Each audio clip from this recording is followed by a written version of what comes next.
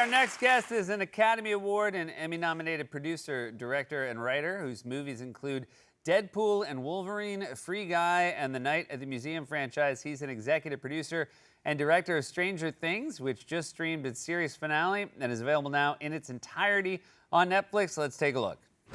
Stop! I'm serious. It's not safe. You're gonna fall. It's unstable. I got it already, okay? No, don't! Stop! Being an ass!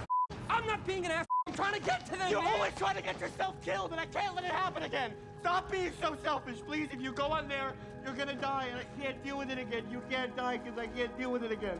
Don't let it happen again, please. Please don't let it happen again. Not you. I'm sorry. Please welcome to the show my friend Shawn Levy, everybody.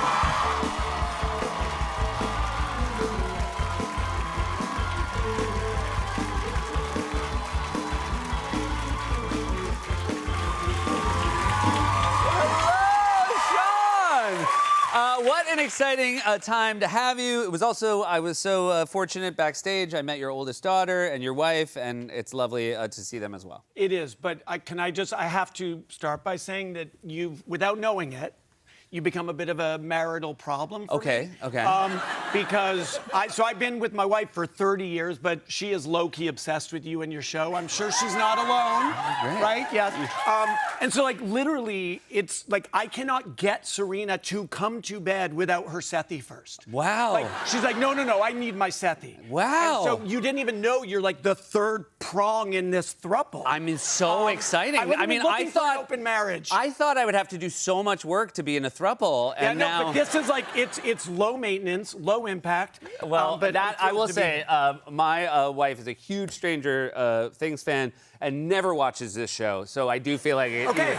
I do feel like it evens out. It's almost like a platonic couple swap. That sounds great. I feel like we do. We have something in common, which is we both kind of started thinking maybe we'd be actors in this business, and this is one of your early. Oh boy! Is it your first? Or? That is basically my first real gig. You were on an episode of 21 Jump Street, which. For the younger viewers, it was a Jonah Hill film. I was going to say, for the younger viewers, there was this super popular TV show. Yeah, and that's Johnny Depp right there, just to give you an idea. But this was the craziest but very memorable welcome to the business kind of moment, because I was like 21, I was fresh out of college, and I got the guest spot in the Spring Break episode. So I go to Miami, and I'm sitting in this car because it's going to be a drive and talk scene. Right. And Johnny Depp gets in the car, and I am like too eager. Kind of like I am right now, but younger. Yeah. And I was like... Eager when you're already successful is fine. Eager before you've done anything. But it's not a great look when you've achieved nothing. Yeah. And I was like, hello, Mr. Depp. I'm Shawn Levy from Montreal, Canada. Like, I mean, truly... Oh, do we have some Canadians in the house? Okay, thank you. Guys, that just made me less nervous. Thank you. And I was like, nice to meet you. I'm thrilled to be where... And he's like, you like being a puppet? Because what I didn't know is at this point, all Johnny Depp wanted to do was go start his huge movie career. Yes, of course. And I was like, I'm sorry, Mr. Depp. He's like, welcome to the puppet show, kid. Dance, puppet, dance. Like full on with like the marionette hands and everything. Yeah. And I've never seen Johnny Depp since. Yeah. But that was like, I don't know that was the reason. Yeah. But it definitely was this very kind of ominous welcome to the business. I mean, I would be so happy if you saw him again after all these years, and he's like, puppet? Yeah.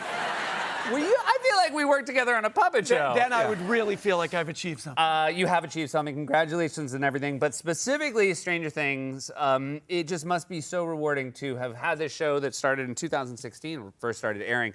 And do you feel like, I mean, obviously, I feel like the fans feel as though you nailed the landing. Do you feel the same? I was shooting my latest movie in London when I first watched the first cut of the finale episode, and I was a wreck. Like, sort of like the videos we now see all over the internet of people weeping openly. That was me. Yeah. Even though I was in the initial pitch, I had read every draft, I had seen the dailies, but seeing it all come together, I was going to text the Duffers, who I've been with for a decade making the show, but I FaceTimed them, and they were driving, and I couldn't even get through a sentence without sobbing. It was deeply humiliating. Well, the one thing that is interesting is even though you can, read the scripts and everything, like, and I think it's the way we all feel, is like these kids just like grew up while it was happening. So we also, I feel like it's the passage of time is very unique.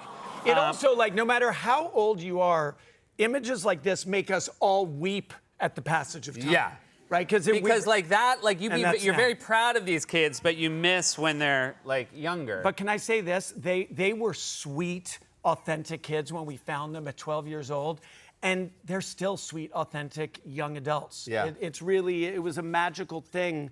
And as magic as they were individually, the combination of them, which was really evident in that very first episode, in the very first season in that basement, that D&D game in the basement, which is where it started, is of course, by the way, have you all seen it? Because I don't want to spoil. Okay. What if this whole appearance became like a massive spoiler? I know, but by the way, I controversy? love that you think a spoiler is it starts in a basement. No, but I was about to allude to the ending and the fact I that see. it also But ends. so you've done Marvel stuff as well. You must understand the idea of spoilers more than most people. I do, but I feel like I really needed that lesson more than an average human because Right. I have just a big mouth and I love to talk and Yeah. I love to kind of tell people things. But between Stranger Things for 10 years and Deadpool and Wolverine and now this Star Wars movie that I'm making, you just I've said been that was when you well-trained. said you were in London shooting a movie. It was a Star Wars movie. Oh with yes, Ryan this Gosling. part was yeah. Although I feel like this particular picture that I took was on the Mediterranean off of Sardinia. But that picture is a good reminder of why I just virulently avoided pictures with Ryan Gosling because no matter how good you feel about yourself, Yeah. like don't be in a picture with Ryan Gosling Yeah. because you will feel worse. Yeah. Right? What? Yeah, What? there's no weather that his hair doesn't look even Do you better. know what I'm saying? It's like I mean, I think this kid's mad at you. He's like, why am I in he this? looks pissed off. Yeah. Yeah. We were talking about the show starting in 2016, Stranger Things. When did you realize that it had resonated with an audience in a way? Because again, it's kind of crazy. You've been in a world with IP as well, right? Yeah. Where you're like, this came from nowhere. This came from the Duffer Well, Brothers. and this was a script that I read in 2014. Yeah. And really nobody was interested because the rule back then was you don't make a show with kids that isn't for kids. Right. And that opening weekend, I think it was July of 2016, at that point, Netflix proudly didn't share viewership data. So I remember that it was literally like online and social media, and I called up Matt and Ross, and I was like, guys, a lot of people seem to be talking about our show. And it was like the next day. And that was my first sense of, oh, this is something unique. And then it just grew from there over a decade, and not just in North America, but kind of shockingly everywhere. I heard that the Duffer Brothers nickname for you was the Warlock. This is true. Which could be negative or positive, but I think get they that. used it in a I get positive that. way. No, they did. And I mean, I will confess, I don't know if it's just me, but I think we all really wish we had a nickname. Like, Yeah. I remember when I was young, I was like, call me Spike. Yeah. Right? And like, I was a fast runner, so I was like, they call me Flash. But the truth is, like, Nobody did. called me Spike or the Flash. But then the most amazing thing happened, like in the middle of my life, is I got an organically earned nickname. We were making season 1 of the show, and there was a scene where Eleven levitates the Millennium Falcon. Yes. And you tell Netflix we need permission, and they came back and said no permission. The Right. answer's no. You got to have her levitate something else. And Matt and Ross called me, and they're like, "Do you think there's any way you could get that answer to change?" And so at that point, I did not know Kathleen Kennedy. I reached out. She was running Lucasfilm, and I basically begged, and the no became a yes. And they were like, well, okay. And then like a few months later, we wanted to use Michael Jackson's Thriller in our trailer. And the answer was a hard pass from the Michael Jackson state. And the Duffers called me. And so I just had this run of weird menial tasks where I turned a no into a yes. and they started calling me Warlock, and it's still what they call me. I mean, it's a really, right? one, to get a late in life nickname, and two, to get it from the Duffer Brothers, who are like great at like building lore.